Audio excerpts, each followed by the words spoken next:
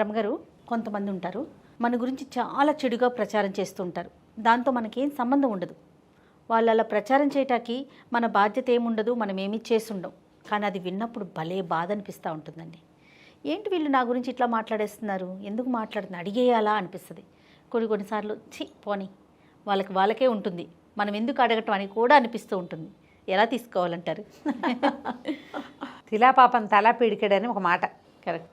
ఎప్పుడైనా విన్నానండి. మనం తిలంతా అంటే నువ్వు గింజంత పాపం చేస్తే మనం ఏదో తప్పు చేశామని నలుగురు చెప్పుకుంటూ ఉంటే వాళ్ళకి పిడికెడు పాపం వస్తుంది. చెప్పుకున్న వాడికి చేసిన పాపం చేసింది చిన్నది, అది చెప్పిన వాడికి గుప్పెడు వస్తుంది. తిలా దాన్ని పని చేసుకుంటారు. ఈ మధ్య నేను రాజమండ్రిలో ఒక స్కూల్లో ప్రోగ్రాం కోసం వెళ్ళా కదా, చాలామంది కలిశారు. 1000 మంది పైన వచ్చారు.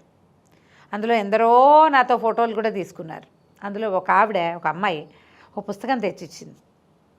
ఎందుకమ్మా ఇదేంటి? కాదు మేడం, మీకు ఉపయోగపడుతుంది, బుక్కేనండి అని ఇచ్చింది. అది రమణులు చెప్పిన కథలు, రమణాశ్రమంలోనే ప్రింట్ అయింది.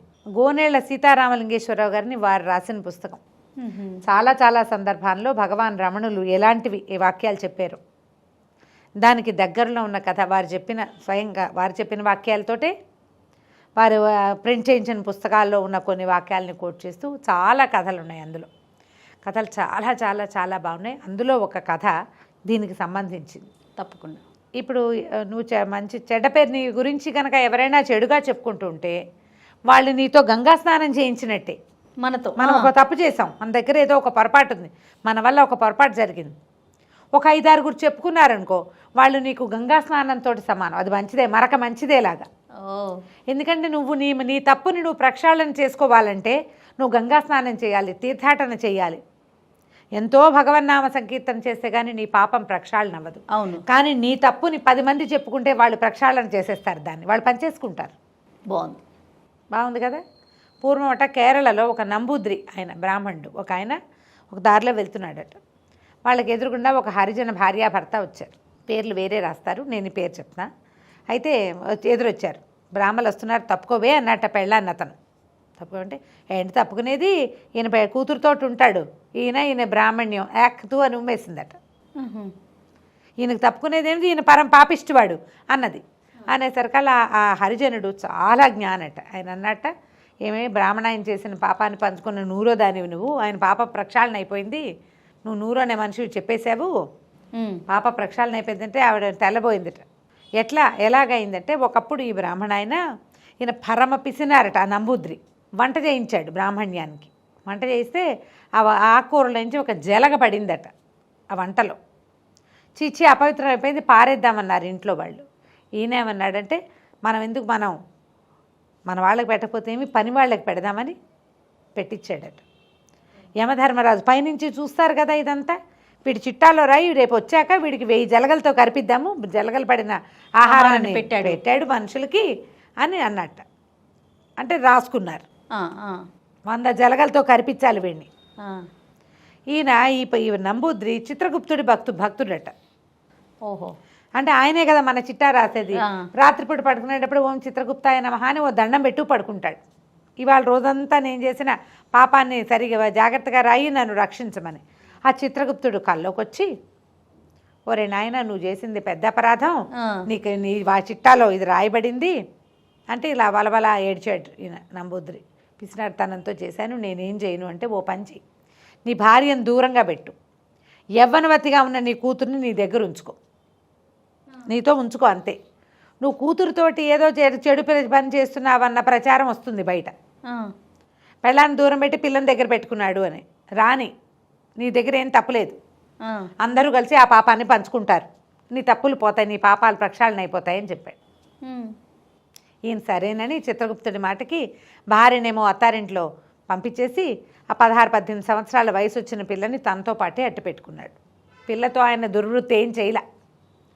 కాకపోతే కొన్నాళ్ళు పోయాక ఎలాంటి మాటలు పుడతాయి, పెళ్ళాన్ని వదిలేసి పిల్లని దగ్గర పెట్టుకున్నాడు అనేసరికల్లా పిచ్చి మాటలు ఊరికే ఊపుసిపోక వాగేవాళ్ళు. అవి అట్లా ప్రచారం అయిపోయి చివరికి ఈ హరిజన స్త్రీ కూడా ఈ బ్రాహ్మణ ఆయన కూతురుతోటి ఉంటున్నాడు అన్న మాట పుట్టించేసింది అనేసింది. 100 మంది అనుకున్నాక నీ పాపం పోతుందిరా అని చెప్పాట చిత్రగుప్తుడు. ఈయన జలగలు పడిన ఆహారాన్ని పెట్టిన పాపం కూడా ప్రక్షాళింది. ఈయన పాపిష్టివాడు దుర్మార్గుడు అని అందరూ చెప్పుకున్నారంటే మన పాపమే ఉండదు. అందుకని తిలా పాపం తలా పిడికడు పంచుకోకూడదు. వాళ్ళది తప్పు అని తెలిస్తే ఆ తప్పుని మనం ఇంకొకళ్ళకి చెప్పకూడదు. చెప్తే ఏముంది, వాడి తప్పు, వాడు ఘోరంత తప్పు చేస్తే నువ్వు కొండంత పోనీ నువ్వు తప్పు చేసావరా నాయనా అని అతనికైనా చెప్పొచ్చా? అలా ఎందుకు చెప్తారు జయ? వాళ్ళు కనపడితే నవ్వుతూ అంటారు, ఏమండి బాగున్నారా అంటాం. ఏంటండి అలాంటి పని చేస్తే అడుగుతామా మనం? అలా అడగకూడదు రమ్మగారు. అడగరమ్మా ఎవరు, ఈ రోజును బట్టి అడగరంటారా? ఏ రోజున అడిగేవాళ్ళు కాదు. వాడి కర్మ వాడేనా రమ్మగారు? వీళ్ళు చెప్పుకుంటారు. మరి ఇంకా అతనిలో మార్పు ఎలా వస్తుంది? వచ్చిన వాళ్ళు వస్తుంది, వాళ్ళ ఇంట్లో వాళ్ళ చుట్టుపక్కల వాళ్ళ దగ్గర వాళ్ళు ఎవరో చెప్తారు. ఊరు జనం అంతా దాని గురించి ఎందుకు అడుగుతారమ్మా? కనపడ్డప్పుడల్లా ప్రతివాడు 100 మంది అడుగుతారు. నేను అనేది కుటుంబ సభ్యులైనా చెప్పొచ్చు అంటారా? ఎవరో చెప్తారు, చెప్పేవాళ్ళు, అందులో ఉన్న నిజానిజాలు తెలిసిన వాళ్ళు అడుగుతారు. ఇప్పుడు ఆయన కూతురుని దగ్గర అట్టి పెట్టుకున్నాడు, దుర్వృత్తి ఏమీ లేదు, దుర్వ్యవసాయం ఏమీ లేదు అక్కడ. ఆ ఇంట్లో వాళ్ళు ఎందుకు అడుగుతారు? బయట పుట్టింది కదా మాట. అపప్రథ బయట పుడుతుంది, అది ఇంట్లో పుట్టదు. ఇంట్లో పుట్టదు ఎట్లా చూడు. ఇప్పుడు 10 మంది కూర్చున్నాం అనుకో జయ, నేను నీ చెవిలో ఒకటి చెప్తా. సీతాదేవి రాముడి కంటే పెద్దది, ఓకే? ఈ 10 తిరిగేసరికి సీతాదేవి దశరథుడి కంటే పెద్దది అంటారు. కరెక్ట్ అండి. అసలు దశరథుడి ఆ పదం ఉందా అందులో? సీతారాముడి కంటే పెద్దది. సీతాదేవి రాముడు కొట్టేదిట, అలాంటివి కూడా చెప్పుకుంటారు. రామరామ అలాంటివి కూడా చెప్తారు. ఇంత అక్కర్లేని మాటలు పుట్టిస్తాయి నోళ్ళు, అంతే. అట్లాగే జరుగుతుంది. ఈ వచ్చిన మాటల వల్ల ఏమవుతుంది? ఎవడైతే పాపం చేశాడో నిజంగా తప్పు చేసిన వాడి పాపాలన్నీ పోతాయి. వాడు చేసిన తప్పైతే తప్పు పోతుంది, మరొక మంచిదే. చెడు ప్రచారం జరిగితే దీన్ని ఎట్లా తట్టుకోవాలంటే, లోకుల నోళ్ళు ఎంత పదునో చెవులు అంత తుప్పట్టు ఉంటాయమ్మా, మర్చిపోతారు. ఇవాళ వింటారా, పోయింది. రేపు ఎల్లుండి తర్వాత ఎన్నిసార్లు వింటారు? కొత్తది రాదు, ఇంకోటి వస్తుంది రేపు ఇంకోళ్ళ గురించి. ఇలా చెవులు నింపేవాళ్ళు, బయట మాటలు చెప్పుకునేవాళ్ళు, గాసిపింగ్, అవేంటంటే గాసిప్స్. ఇప్పుడంటే మనకి సోషల్ మీడియా వచ్చి పాత రికార్డులు ఉండిపోతున్నాయి, రికార్డులు తీసి చూపిస్తున్నాం.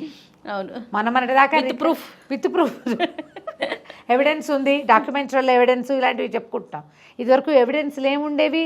నోటి మాటలు నేను అనలేదంటే అయిపోతుంది, అంతే. అనలేదంటే ఇప్పుడు కుదరట్ల రికార్డింగ్లు ఎక్కువైపోయి మనకి కుదరట్లేదు. కానీ ఇది వరటి కాలం అలాంటిది కాదు కదా. కొన్నాళ్ళకి జనాలు మర్చిపోతారు, మళ్ళీ కొత్తవి పుడతాయి. అల్లప్పుడెప్పుడే చెప్పారు కదా, అదేం కాదంటే ఓ కాదా అంటారు, అయిపోతుంది. ఇప్పుడు మనకు ఆ అవకాశం లేదు. 8 ఏళ్ల క్రితం నువ్వు ఆ మాట అన్నావు, ఇవాళ ఈ మాట అంటున్నావు, ఈ మాట ఏమిటి, ఈ మాట ఏమిటి, రెండింటినీ టాలీ చేయటం, నీ సంగతి ఏమిటంటాం, అవన్నీ ఇప్పుడు వచ్చినాయి. పాపం ఇదివరకటి రోజులు పిచ్చిపోవాలి ఇలాంటివి. అవును అవును, ఒట్టి మాటలతోటే పోతాయి. ఎవరైనా మీ మీద చెడు ప్రచారం చేసిన, చెడ్డ మాటలు ఆడిన, కాలం మనదయ్యే వరకు కామ్గా ఉంటే సరిపోతుంది. దాని మీద బెంగ పెట్టుకుని ఆలోచించి భయపడి అనవసరమైన పిచ్చి పిచ్చి నిర్ణయాలు తీసుకుని చేయకూడదు. కాలం ప్రతిదానికి సమాధానం చెప్తుంది. సమయం మనదయ్యే వరకు వేచి ఉండాలి. ఇప్పుడు మనం ఒక పని చేస్తాం, ఏదో ఒకటి, ఎంత చిన్నదైనా ఇక్కడి నుంచి అక్కడికి వెళ్ళాలి, అంత చిన్నదే, 5 నిమిషాలైనా పడుతుంది కదా కనీసం. వెళ్దాం అనుకోగానే వెళ్ళడానికి బయలుదేరుతావు, కానీ నువ్వు వెళ్ళిపోలేవు. కరెక్ట్ అండి. వెళ్ళిపోవడానికి ఒక 5 నిమిషాలు పడుతుంది. సమయం తప్పదు కదా దేనికైనా. ఒక గిన్నె నీళ్ళు పెట్టావు, అవి కాగాలి. ఒక బియ్యం కడిగి పెట్టావు, అది ఉడకాలి. తెల్లారి నేను ఆ పని చేద్దాం అనుకుంటా, తెల్లారి లేవగానే రేపొద్దున 7వ గంటకల్లా ఫస్ట్ అవర్లో ఇదే మన పని అవ్వాలిగా. నువ్వు రాత్రి 9ంటికి అనుకున్నావు, ఈ 9 నుంచి 7 దాకా ఉన్న ఈ 10 గంటల సమయము నడవాలా? అవును అవును. ఇందులో ఎన్ని మార్పులు వస్తాయో, ఎంత ఇది వస్తుందో. నువ్వే 7 గంటల దాకా ఇంట్లో పడుకోకుండా ఎవరింటికైనా వెళ్ళిపోతావేమో, ఏదైనా జరగచ్చు. ఇప్పుడు కాదు, 7ంటికి సమయం అవ్వాల్సే ఉంది మన పని. ఇక్కడ రాసుకొచ్చాం, ఈ 9 to 7 నడవనివ్వాలి, తొందరపడకూడదు.